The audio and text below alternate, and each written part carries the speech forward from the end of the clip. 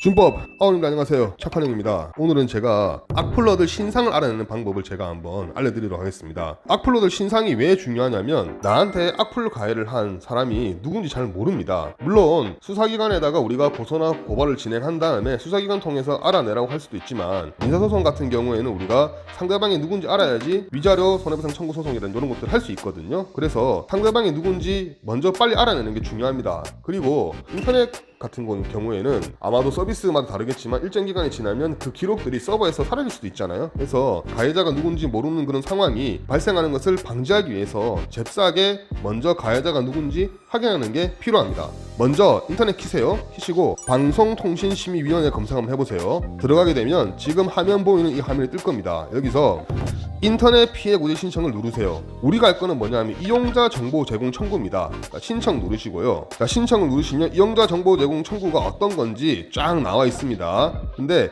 여기에 보면 주의사항이 나와 있는데요. 이 정보 같은 경우에는 반드시 형사 고소나 또는 민사소송 등 필요한 목적 내에서만 사용을 해야지 다른 목적으로 사용하면 이 정보를 알아낸 우리도 처벌을 받을 수가 있습니다. 자, 쭉 내려와서 보시면 청구서 작성이라고 있죠. 온라인상에서 청구서 작성도 가능하고요. 잘 모르면 1377 전화해가지고 전화상으로 물어볼 수도 있습니다. 청구서 작성 버튼을 제가 한번 눌러볼게요. 그러면 이용자 정보 제공 청구라는 화면이 뜨고요. 개인정보 수집 및 동의 이런 것들 체크해주고요. 그 다음에 본인 확인을 반드시 해야지만이 다음 화면으로 넘어갑니다. A few moments later. 본인 확인을 딱 하고 나면 여기 보면 청구인 정보 입력이라는 란이 나오는데요. 청구인은 뭐냐 하면 이 악플러들을 잡아내고 싶어하는 사람, 내 본인, 당사자를 말을 하는 거고요. 대리인 청구 같은 경우에는 뭐 변호사나 어떤 아니면 내 가족이나 다른 누군가가 청구할 때를 대리인 청구라고 합니다. 내 이름이나 주소나 뭐 이런 것들 적는 거니까요. 그냥 쓰시면 됩니다. 한 가지 확인할 거는 뭐냐 하면 여기 보면 신분 확인 서류라고 있죠. 요거는 내 신분증을 카피해가지고 뭐 파일 같은 걸로 저장해서 넣으면 되는 거고요. 자, 그 다음에 청구 대상 정보 입력이 있거든요. 청구인 정보를 다 입력하셨으면 청구 대상 악플러 정보를 입력해야 되는데요. 나한테 어떤 악플을 달았는지 그런 것들을 입력하는 겁니다. 여기 보면 청구 제목 있죠. 그래서 뭐 누가 악플을 달았습니다, 확인해주세요, 이렇게 쓰시면 되는 거고, ISP 같은 경우에는 뭐 예를 들어서 네이버에서 내가 악플을 당했다 그러면 네이버라고 쓰시면 되는 겁니다. 그리고 대상 이용자 같은 경우에는 그 악플러들의 어떤 그런 아이디나 닉네임 중에서 아는 것들, 그런 정보들 여기다 넣으면 되는 거고, URL 같은 경우에는 그 악플을 단 또는 명예훼손성 어떤 그런 게시물이 있는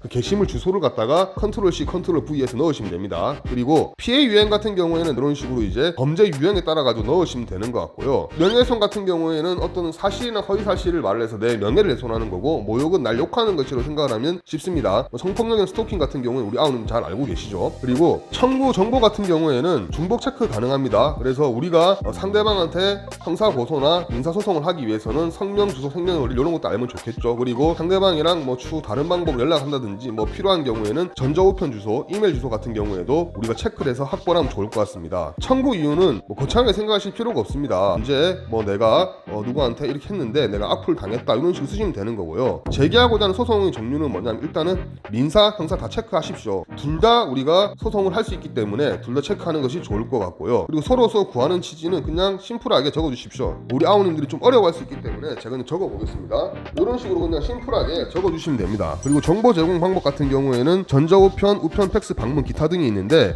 요거는 악플러들 정보를 알게 되면 우리한테 어떤 방식으로 이 방송통신심의위원회에서 통보해 주냐는 방법인데요. 그냥 심플하게 전자우편으로 하는 게 좋을 것 같습니다. 자, 이거를 다 체크하고 난 다음에는 그 다음에는 확인 및 제출란이 있습니다. 여기 보면 결과 통보 방식 전자우편을 했기 때문에 전자우편 돼 있는 거고요. 비밀번호 같은 경우에는 내가 나중에 청구한 내용들을 내가 나중에 확인하려면 비밀번호가 필요하거든요. 그래서 그 비밀번호 설정을 하면 되는 겁니다. 그래서 일단 하셨으면 그 다음에 처음에 돌아가서요, 이제 방송통신심의위원회 여기 인터넷 비해쿠제 신청을 가면 여기 이용자 정보 제공 청구 여기 보면 조회 있죠.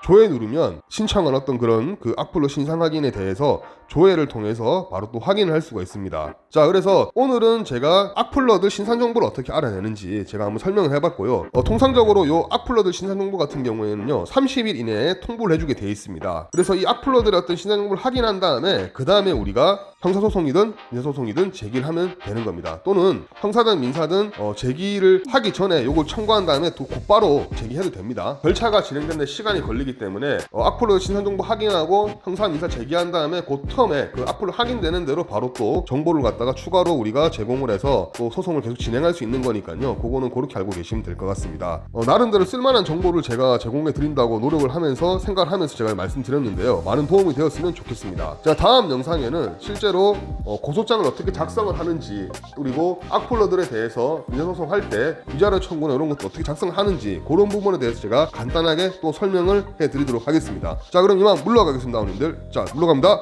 준법